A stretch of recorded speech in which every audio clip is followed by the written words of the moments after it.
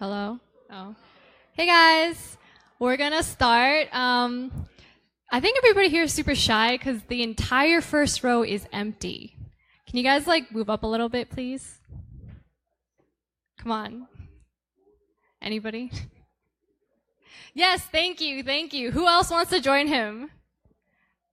Don't you guys want to be closer to the speaker? All right. So if those of you who signed in, we actually have a raffle today, and we are raffling off this book, The Pocket Universal Principles of Design. So if you didn't put your business card in the bowl when you signed in, I'm passing out the bowl right now. So if you want this book, make sure you put your business card in there. If you didn't already, outside. Anybody? It's a really cool book. All right, so thank you guys so much for coming tonight. How's everybody feeling? Can I get a good? Really? That's really sad. Let's try again. How's everybody doing tonight? All right, there we go. How many of you is their first time at this FutureWard Forum event? Can I get a show of hands?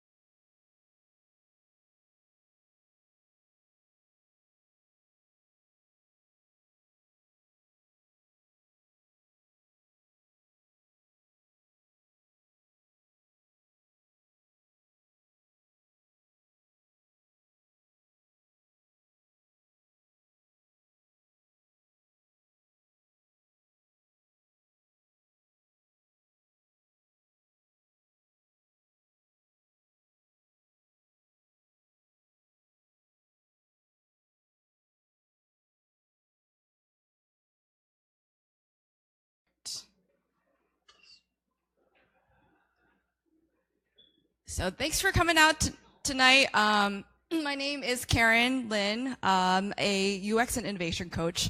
I'm originally from Boston, San Francisco, and Washington, D.C. I worked many years for digital agencies working on products for Fortune 500 clients in almost every imaginable sector, banking, retail, e-commerce, healthcare, publishing, IT, and even government. And now I coach startup teams and founders on how to win over users with good UX and good relationships. So what do I mean by this? So user experience isn't just about the user interface. And I feel like I have to clarify this because I get asked this question a lot. As soon as I tell people I'm a UX consultant, they say, oh, isn't that the same thing as UI? And I say, well, the answer is both yes and no. Yes, there is a user interface component to the way people experience a product or service, but it's not the only part that is considered part of UX, user experience. And so what do I mean by this? So for example, a typical product, you have a digital interface, which is what people generally refer to as the UI, user interface. But you also have the tactile experience of the actual physical product, or the series of different physical products that comprise the overall experience. You also have the context of the physical environment. Where is someone using your product or your service matters a lot. The psychological context as well. What state of mind is your user in? Are they happy? Are they angry? Are they really anxious because they're in a hurry to get somewhere and they just really need this thing to work right now? Like, don't fail me now, right? what is the social context? Are they having dinner with their family? They don't want to be interrupted. Are they at a party? It's loud, or they're trying to find their friends. Cultural and societal context also matters.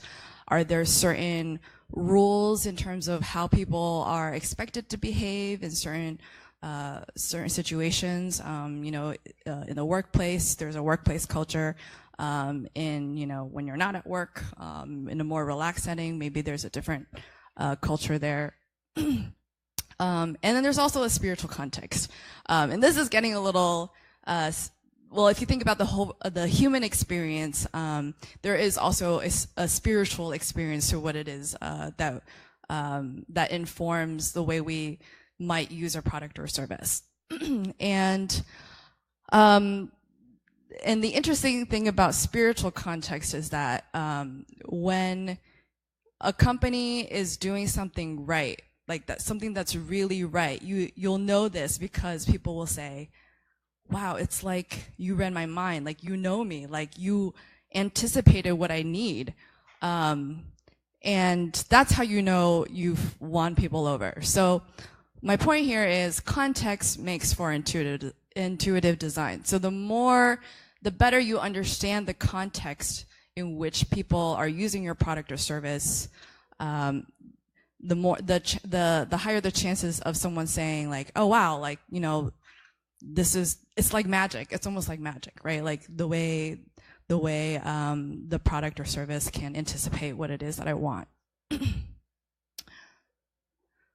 So why relationships? Why do I also coach founders on relationships?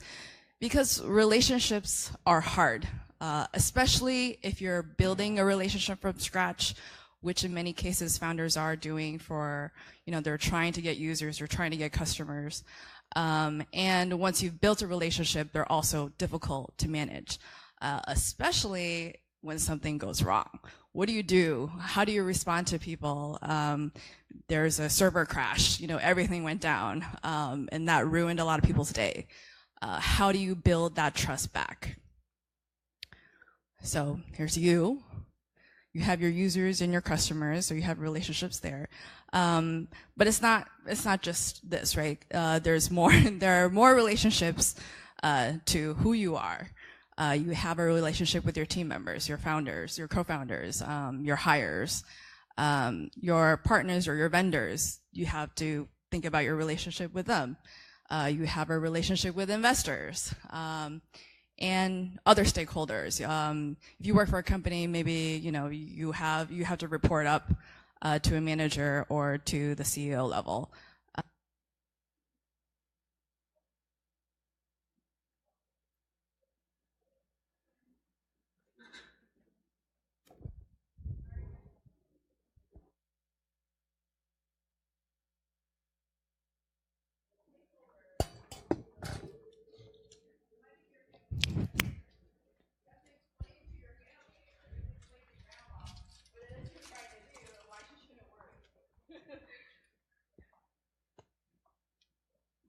Okay, is this working? Okay, great. So like I was saying, so actually your stakeholders might also be family and friends, right? So not necessarily just strictly in a professional sense. And so the question you want to ask yourself is, what kind of relationship do you have with your users right now? Do you really know? Do you know, are they completely happy? Is every possible need that they have being fulfilled? Or is it just kind of a so-so relationship and they're thinking about leaving, right? They're thinking about how do they get out of this relationship with you? If you don't already have users, right, then it's about, well, what kind of relationship should you be having? Do people want to have with you? So that brings us to our main topic today, the right way to talk to users. And what I say here is the right way to talk to users is actually to not talk, but to listen, and not to users, but to people. And I'll give you some more examples of what I mean by this, but the reason why I clarify this right off the bat is because a lot of people make the mistake of first opening their mouth. They think talking to users means I need to tell other people about myself. And that's not actually the case when you're doing this kind of user research. So I do have 5 commandments of listening to people. And please pay close attention. There will be a little quiz / exercise in a couple minutes for everybody.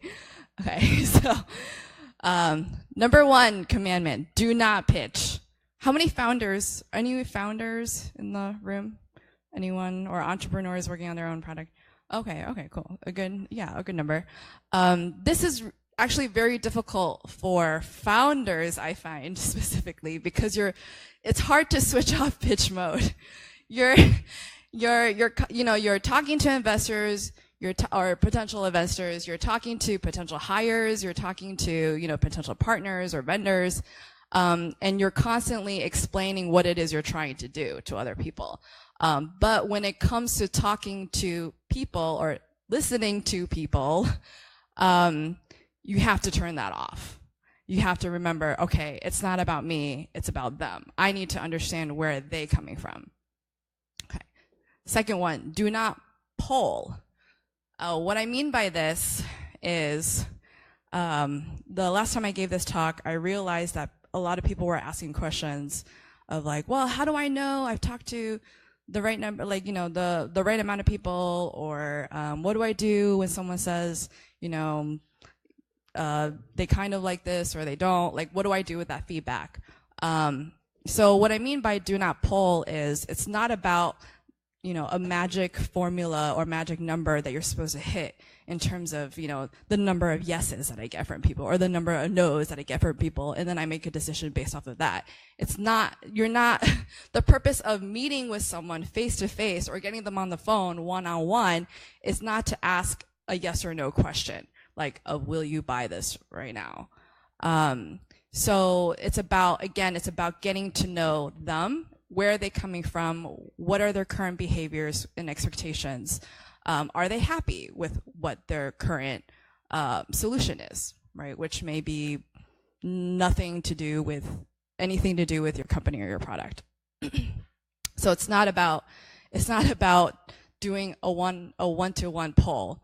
And also the second reason for that is it's actually not an efficient use of your time, right? Like, if you're going to try to get quantitative numbers out of, asking people questions face to face, that's what online surveys are for. That's what mass surveys are for, right? Because you're never going to get the sample size that you need to actually make sense of those numbers.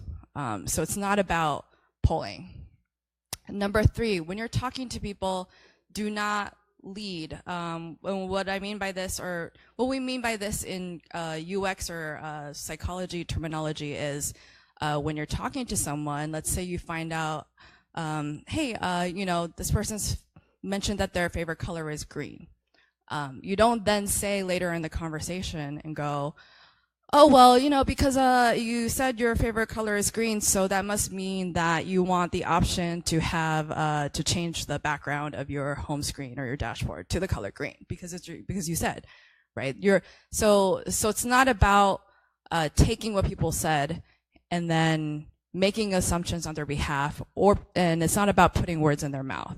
So you have to be careful about the way you ask questions, the way you talk to them, because you don't want to mislead them in a certain direction.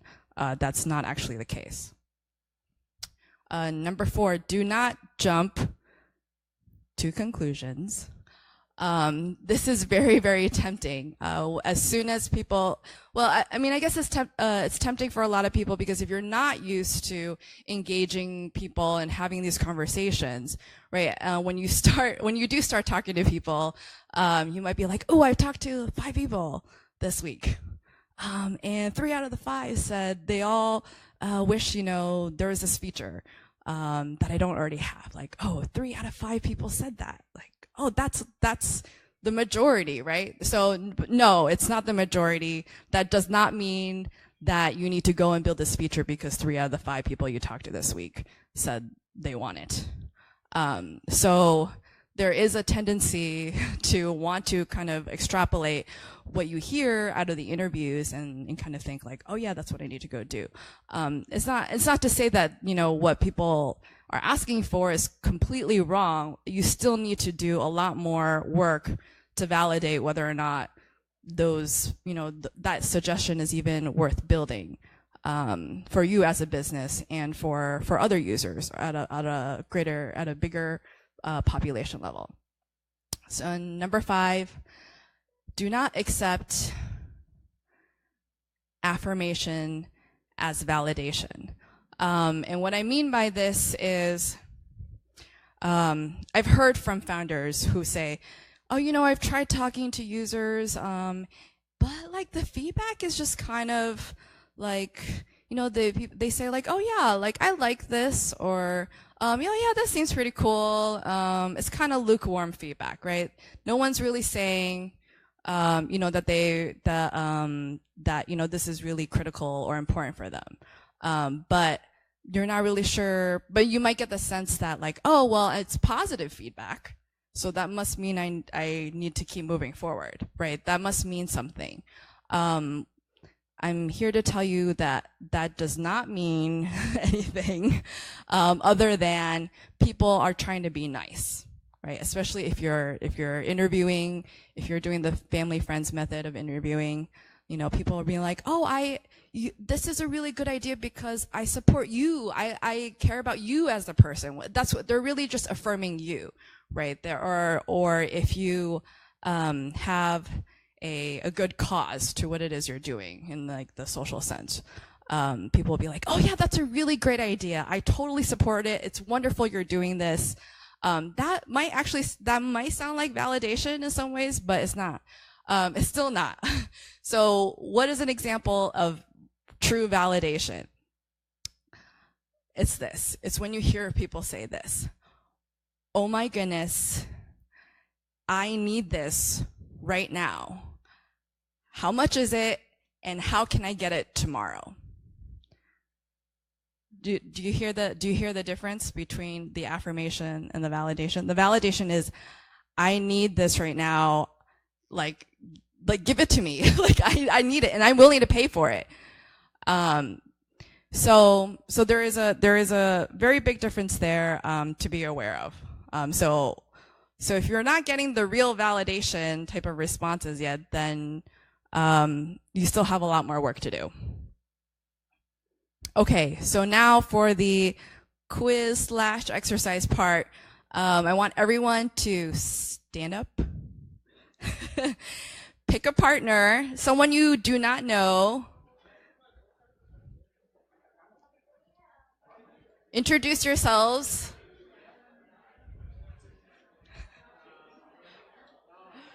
And what we're going to do is, does anyone not have a partner? If you don't have a partner, please come to the front. If you do not have a partner yet, please come to the front. All right, okay. Okay, so out of you guys decide between the two of you. One person will start. I'll give you 2 minutes for the first person. You are going to pretend you are the person who is listening to the other person. So you are the interviewer. First person, you're the interviewer. This person and your partner is someone that you don't know, you just met. You did just meet, okay? So how do you go from there? What kind of conversation? So if you keep in mind these 5 commandments of what not to do, how do you have that conversation? Okay, so ready, set, go. 2 minutes.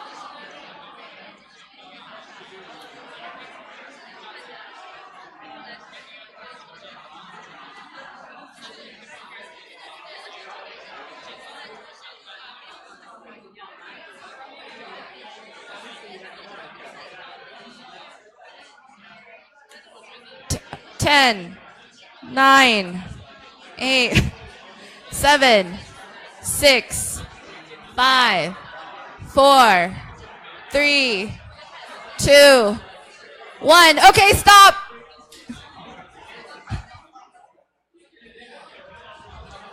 Okay, now we are going to take the next 2 minutes. We're going to take turns. We're going to switch roles. Okay, ready to switch? Everybody ready to switch? Okay. Wait. So did everyone already just talk to each other? Like, or did everybody already just switch? Okay. Does anyone? Okay. So if we can we stand back up again and then switch? So now the person who was being interviewed, now you are going to be interviewing the other person. Does that make sense? Okay, for 2 more minutes. Okay, go.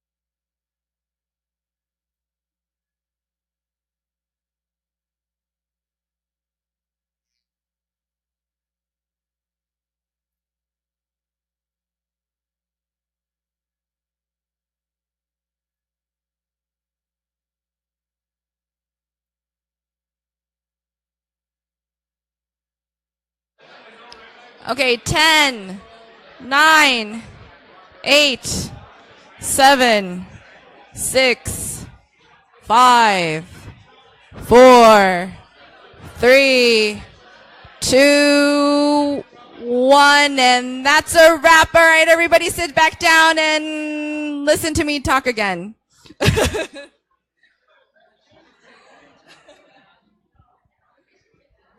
Thank you.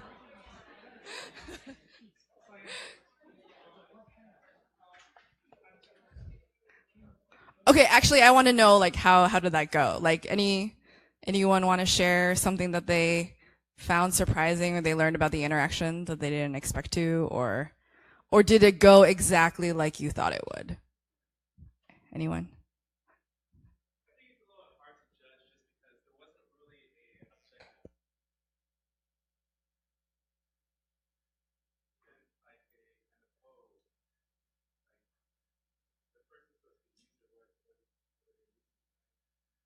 Yeah, so did you ask? Did you ask what they're like? What is your product? What is your product? What is a product you're working on, for example? Did you wait? Did you? So what did you get to ask? What did you get to find out? Like anything?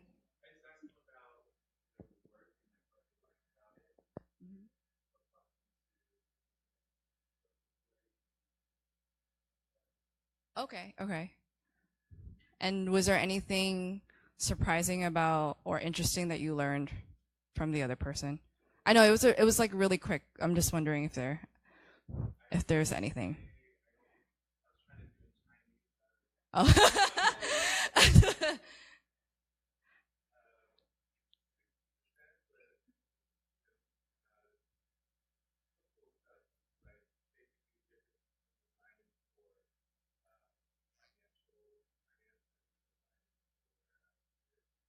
Okay. All right, cool. So that was like one like nugget from that interaction that you were able to get from the conversation. Okay, thank you. Anyone else? There was another hand here. Oh, hi.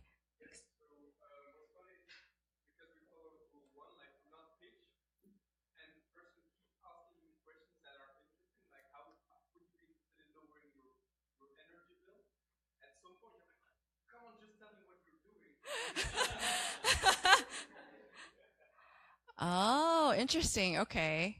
So the question was, it was pretty direct, but they wouldn't tell you. But yeah, but the idea was not to pitch like what it actually was. Oh, and wait, so you're talking from the perspective of the person being interviewed. Okay. Um, so when they asked you that question, was that something that resonated with you, like wanting to lower your utility bill? It was. It wasn't, or it was. Sorry. Yes, it was. Oh, okay, that's interesting. So maybe that question was kind of getting closer to maybe you are, in this case, a potential target user or audience for this product or service. Okay. So and then, I mean, the whole point also is hopefully everyone's really curious to learn more now. So afterwards, you guys can find out more. Any other? Oh, yeah, back here. Yeah, yeah, yeah. Oh,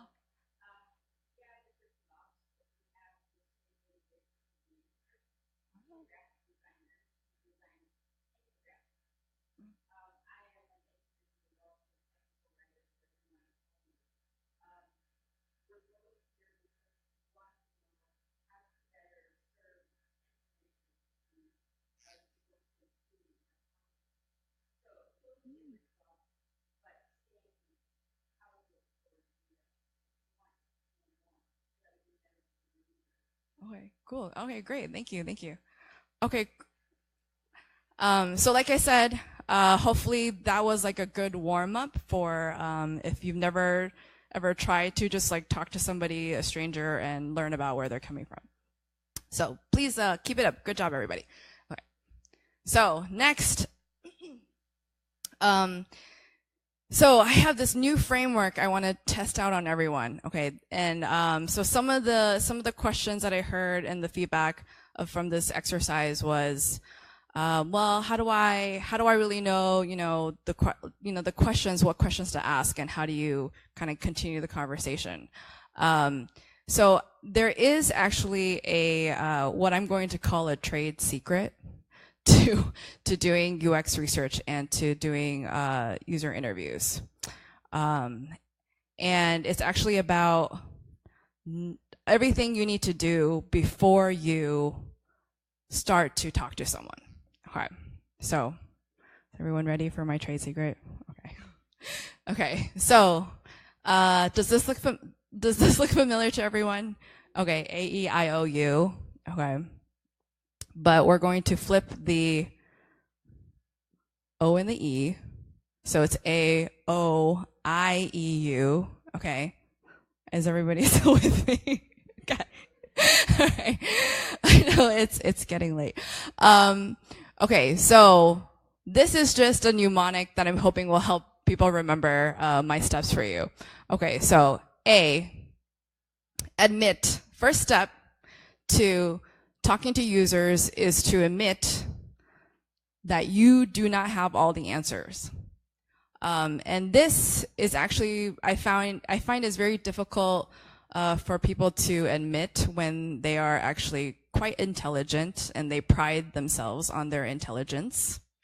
And maybe they're, they've been high achievers or high performers in their life. So they believe, hey, I have a PhD or I have a whatever. I know everything there is to know.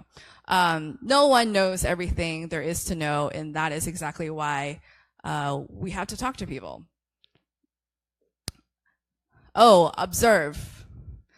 Everyone has a routine and habits that they're already living their life, doing every single day without whatever product or service it is that you're trying to sell to them. So literally take every and any opportunity to go out, look at what are people doing. We call this ethnography, field research. So you go out, go to a mall, go to the library, go to wherever it is you think people, your potential target audience members are, and just watch. What are people doing? What do people seem to enjoy? Or, are there certain patterns or trends in, is everyone gravitating towards a certain side of the room or a certain shop? And you can also do this online, which I call digital ethnography, meaning go find where are people talking about, cars or talking about books, or, everyone who bought a new special equipment or gear and they want to go meet other people to learn how to use it or be better at it. So go find those online communities and just listen. Just read what are people talking, what are the types of questions people are asking, what are the different resources that people are referring to each other. This is all learning for you. Identify, cast your net wisely in terms of setting up to figure out, well, who will you want to talk to? Who will you want to interview? It could be, it could be countless number of people, right? But you want to make sure, because you have limited time and resources to talk to people, make sure you're going to the right places. And when you're engaging them, E is for engage, making the initial contact. What is the initial interaction going to be like? So you have to think about, okay, well, once I figured out, who I'm going to try to talk to, how do I get them to want to talk to me in that first step? And then U is for undertake, meaning, well, I'm saying be a hero, but the idea is you take them under your wing. So as soon as you've made initial contact with someone, you said, hey, I'm so-and-so, what's your name? And you found out, hey, actually, they might be a good match for whatever it is you're offering. Be their hero. Find out what it is they really need help with. And do what you can to serve them, right? And this can actually be outside of, you having a concrete product or a thing to sell, right? How can you actually help them with their problem right now with nothing, right? If it's just you, because you'll learn from that. If you can solve someone's problem right now, there may actually be a product or service behind that that has yet to be explored. So find ways to be their hero. So here it is: admit, observe, identify, engage, and undertake. And lastly, a few things to remember, to watch out for when you're talking to people. So what people say versus the reality. Sorry. So it's kind of like these two icebergs here. The one on the left seems very happy, or maybe very outgoing and is talking a lot, and maybe sharing a lot of information when you're talking to them. But underneath the surface, actually, there's not that much going on in terms of maybe problems to be solved. So, and actually, this is a happy one, but it could be, a really loud, angry one, right? But really, oh, actually, what's below the surface is just, they have other things going on, right? And they're just angry they're taking it out on you, maybe. Or it could be that it's a perception problem. Actually, I see this quite often when I'm doing online research, when people are writing reviews and they're like, I would give this 0 reviews if possible. This sucks. Like, it doesn't work. And then it turns out like, well, actually they totally missed some like critical step that they were supposed to do, right? Like, and is 100% user error, but they don't know that, right? And they're just really angry. They think the problem is with the product. So you need to know, what's going on really. And then the one on the right is, maybe kind of quiet, be like, oh, how's it going? All right. Not much, but maybe there's a reason why they're hesitant to tell you more, because there's actually a lot more going on. So you need to find other ways to figure out what's going on. So what people say versus the reality. Always, and the tip here is to always dig deeper and ask why. Features versus benefits. So an example of what I mean by this is a real user quote from a project that I worked on last year in the smart home space. And one of the quotes was from, this is something the user actually wrote in a review, was, it would be nice for version 2 to have a small battery so when I take it with me, so I can take it with me when I switch rooms without the music stopping. And what I mean by this is, feature here is a small battery. And sometimes people might actually take this kind of feedback at face value and think, oh, that's what I need to do. I just need to, do that. Like, do exactly what this user is saying, right? Is to have something with a small battery and just include it. And then that'll like win them over, right? That'll keep them happy. But you also have to realize that there often is actually a other benefit that is behind that initial feature request. So what is that? In this case, the real benefit that they want is to be able to switch rooms, go from room to room in the house or wherever they are, without having to stop, turn off, unplug the device, and then, move to another room, plug it in again, and like start over, right? So there's a series of steps in there. They're simplifying, right, what the real ask is by being like, well, maybe a small battery will take care of it.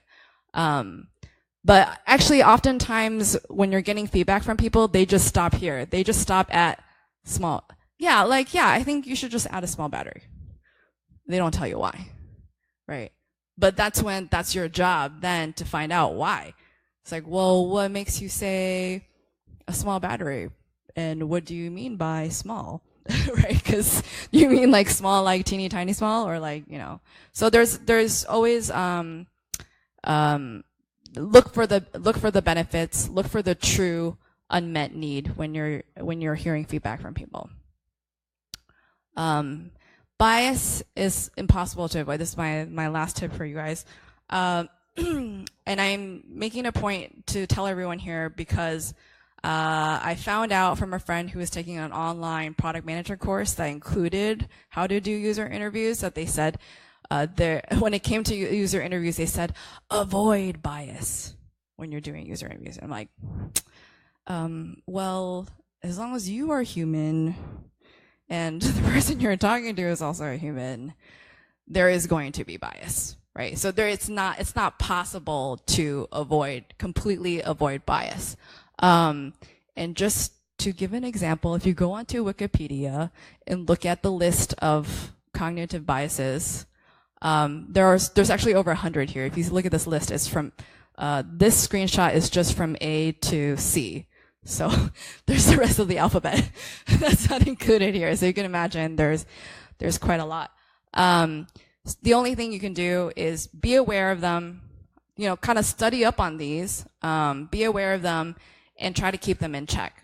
So as soon as you get the sense that like, oh, well, maybe this person is saying this, maybe it's this kind of like, this selective attention bias or whatever it's called. You want to check for that, right? Just be like, okay, well, how else can we check to make sure that it's not because of that this bias that they're saying this thing. And again, there's no magic formula in terms of, how many questions to ask, what exact questions to ask.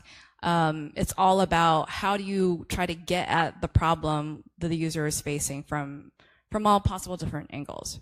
And again, everyone's experiences and own biases can get in the way of that. So the right way to talk to users is to listen to people. Thank you all very much for your attention. Thank you. Thanks so much, Karen. We have a time for a Q&A right now. So anybody have any questions? Anybody? Don't be shy. Go ahead.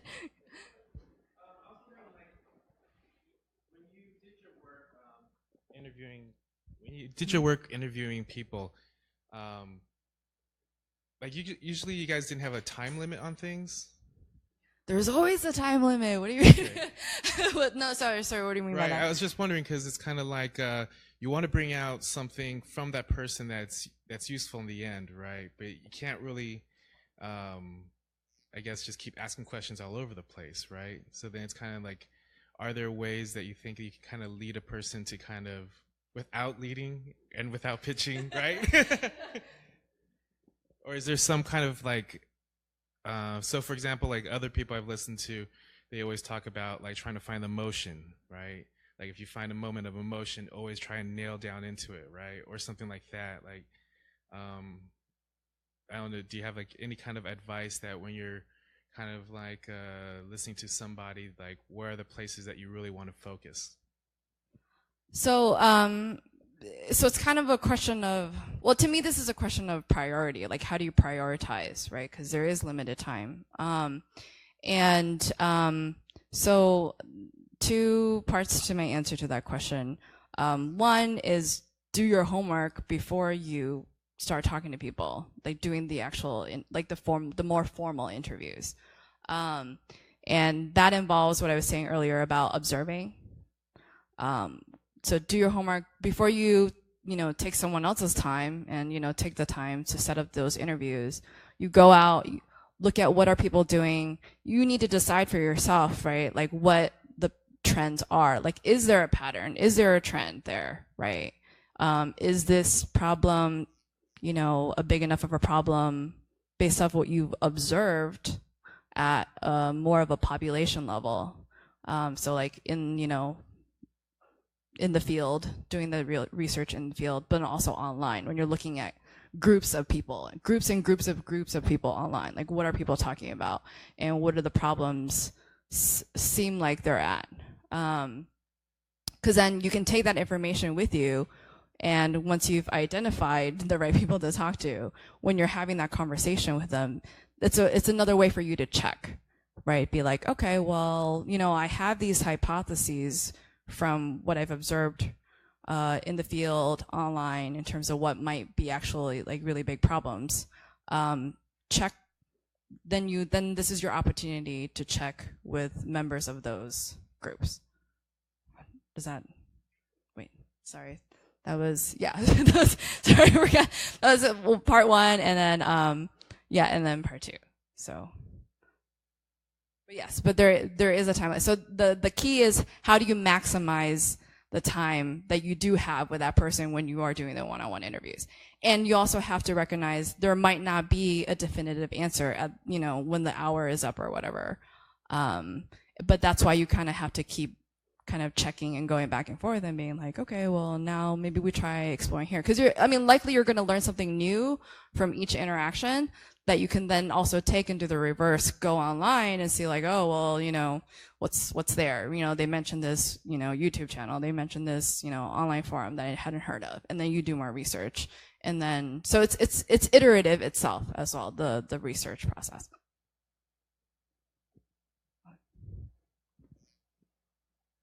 So I imagine product pricing sort of falls under the umbrella of UX. Is that correct? Because there's a follow-up to that one, if it does. Sorry, it's what? I have a follow-up question. If it does actually, If it does fall under UX, yes. why don't you tell me your follow-up All question? right. So, well then, the real sort of meat of the question, I guess, is this is a bit of a tricky subject to sort of approach. I imagine with users, is they might be like, they might tell you like, oh, this is great, I'll pay you mountains of cash for it, and then they don't, right? So, are there any sort of pro tips or any specific things you might have to tell us from experience about how to approach this and how to extract maybe a an accurate place to place your price point? Sure. Okay. So it is related to UX in the sense. So the way I think about UX is also from as a business has to think about cost accounting, right? Like, do the financials make sense? Do we have enough resources to try to do X, Y, Z, right? So if you think about from the end user perspective, like, as consumers also do their own cost accounting, right? So like, okay, well, how much money, what is my paycheck this week, right? How much disposable income? Well, I mean, they don't think about it necessarily in those terms, but they might think like, oh, well, I got extra $20 from a gig, right? That I wasn't expecting to get. Oh, then, maybe I can use that towards something. So the UX part of that is to, how do you ask the questions and do the research to find out, well, what have people done in the past or paid for in the past, right? What kinds of jobs have they had in the past, or what is their current, potentially, get a ballpark of their current salary and disposable income and things like that.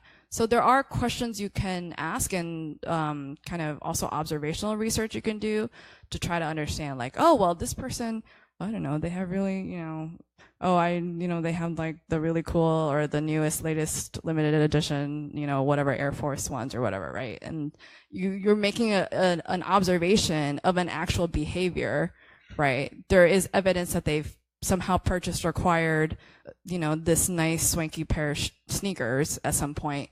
Well, oh, maybe that means maybe that means they're willing to save up for something extra special, right? So you can start to kind of like, take your observations of actual behaviors and try to piece together the puzzle of like, okay, well, what does that mean for this particular person or for that other person in terms of what they're willing to pay for something. Does that help? Okay. Sorry, that's like a very quick answer to a very big question. Yeah. So, okay. Another. Do we have to? How many more questions can we do? Still have time. Anybody Okay. else have questions?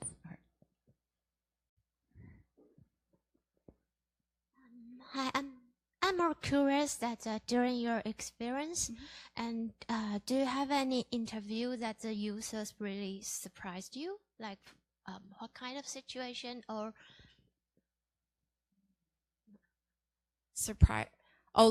just surprising insights or reactions. I mean, certainly you don't limit the outcome of what they say, but during your experience, do you get anything that really, I mean, for us, if we are a smaller company, we can do the user research in a very vast way. So always we limit it on our own product. So I found that certainly we don't know that there are some signs that say from the users that we should do some changes like that. But I guess if we could do it in a more unlimited way, users did have something to share with us, but we can't get the site at that moment. So I'd like to know from your experience, how do you get this kind of unsaid stuff?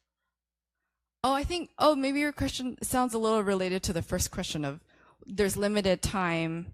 How do you get to the insight, like the key insights? Yeah, and also I think most of the time the users we found are our old customers, or some people maybe will be our future customers. But that doesn't say that this included in all the test. Like we only found some limited type of people. So I'd like to know from your experience, how do you get the unexpected outcome for certain things? Okay, so I think if I understand your question correctly, and I apologize if I'm not understanding correctly, but I'm going to, because I think your first question was there something interesting or unexpected that I've ever learned from doing user interviews? There are many, because there are many examples I can think of. Because my first, my AOIEU, the first one was admit you don't know everything, right? So when I go into user interviews, I'm always expecting, I'm like, okay, like, keep an open mind, like, I want to absorb as much as possible.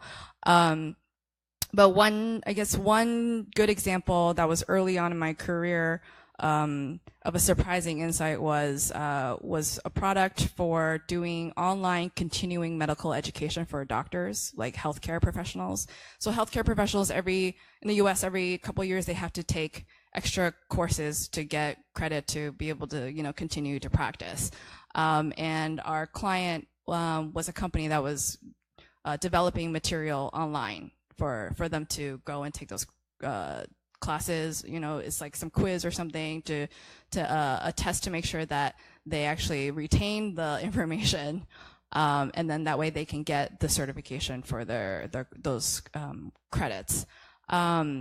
And we thought, we'll add a feature to show doctors, what their score was, like was it 80%?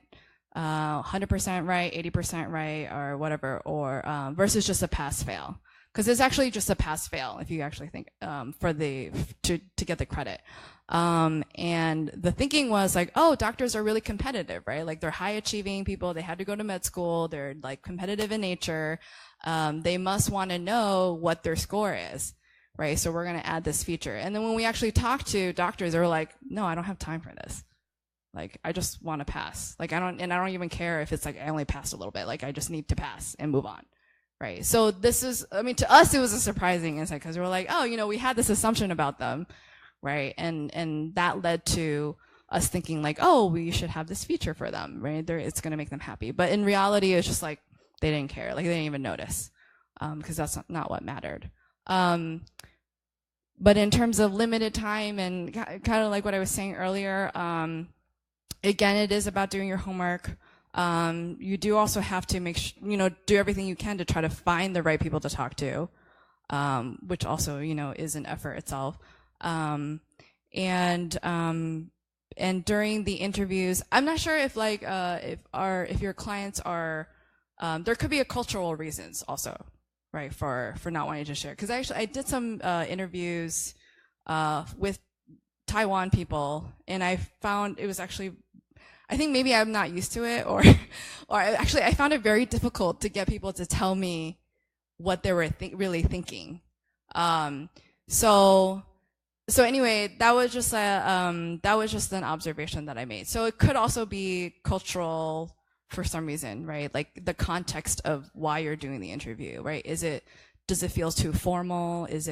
So there could be a number of different reasons for why, if people aren't really willing to share, what that reason might be. And then you'll have to try to, attack it from different angles.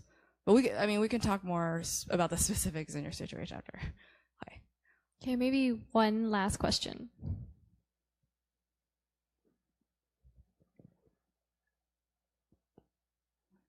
Sorry, I take the last one.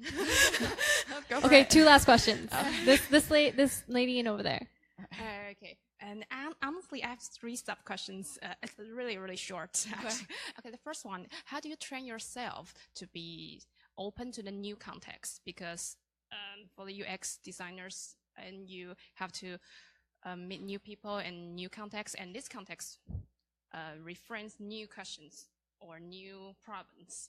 And so the first question is, how do you, and the second one is that when you are doing interviews, as you mentioned, that you observe and you make some hypothesis, but when you are doing interviews, sometimes it surprises you which is contradict to the hypothesis, then how do you ask more or dig more, because you probably don't prepare for that?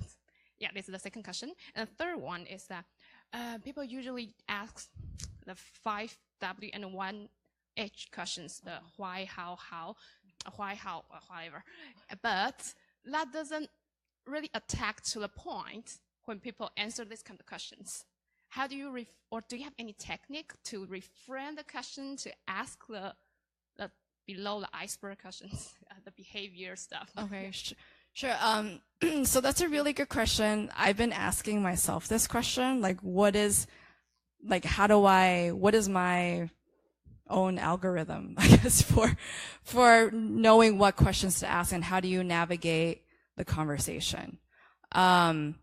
And I found, so the reason why I do coaching is because I find that it's easier to show someone than it is to try to explain what it is, the way I do interviews and the way I ask questions, the way I probe. Because there is sort of, it's not, but again, it's not a formula. So, but I have found that when I ask founders or stakeholders to be part of the interviews with me, and I ask them to also ask questions, once they hear me do it a few times, they are then able to pick up on the way I ask questions and then be able to do it themselves too. So I guess I have to put a pin in that question. I have to come up with and wait until I have a better answer when I figured out like what that is and how to share it with beyond, just coaching people one-on-one. So thank you. Okay, last question to the lady in the front row. Hi, I'm wondering how can I build a relationship with my interviewer for the first time? My interviewer I just met for the first time. And what kind of relationship would be better? Like we are like friends or we are like teachers and students?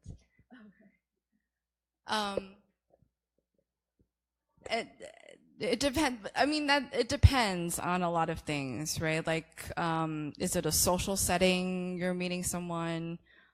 Is it a formal interview setting? I think if it is a formal interview, typically it's because you are doing this on behalf of a company that has some funding, and hopefully you are compensating the user for their time to come in or to take the 1 hour phone call or whatever it is. So you have some, something just to say thank you, like as a thank you gift, right? So that is, that's one way to start building trust and building a relationship with whoever it is you talk to, right? At least, because you have a company and a brand, at least that leaves a positive impression in their minds. And sorry, the second part of the question was? What kind of relationship? Right. So if it's not in a formal, you can be doing observation. For me, observations are ongoing. Like, it's just part of how I live my life. Like I'm constantly analyzing like the way, space is designed and like, the flow of people and things like that. So it depends on what is the setting, right? If you happen to be having a conversation with a friend, well, you already have a relationship with them, right? And then how do you kind of, if you want them to buy from you, then it becomes a question of like, well, how do you not make the friendship feel awkward or weird after you try to sell to them, right? So there could be that too. But that's you're right to ask this question of how do you continue how do you continue building the relationship? And then in some cases, maybe that's it, right? You have someone come in, do the interview, you thank them, you give them a gift.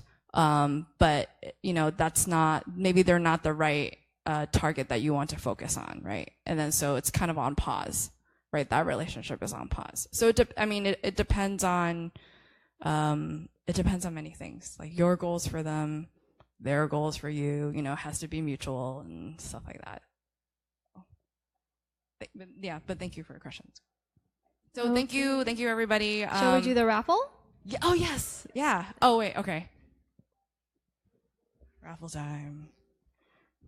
Drum roll. I don't like picking because I feel like I have bad luck here.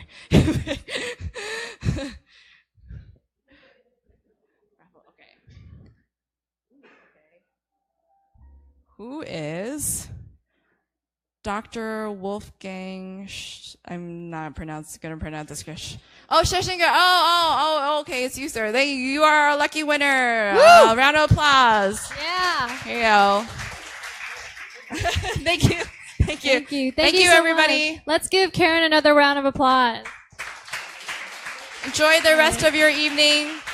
Thanks, guys. If you guys enjoyed this event, we actually have a series of events coming up in the next few weeks. Next week, we have Hardware Massive, and 2 weeks from now, we have our demo day, so keep an eye out on our Facebook for details. We have pizza and fried chicken and beer outside, so please help yourself. Thank you again for coming.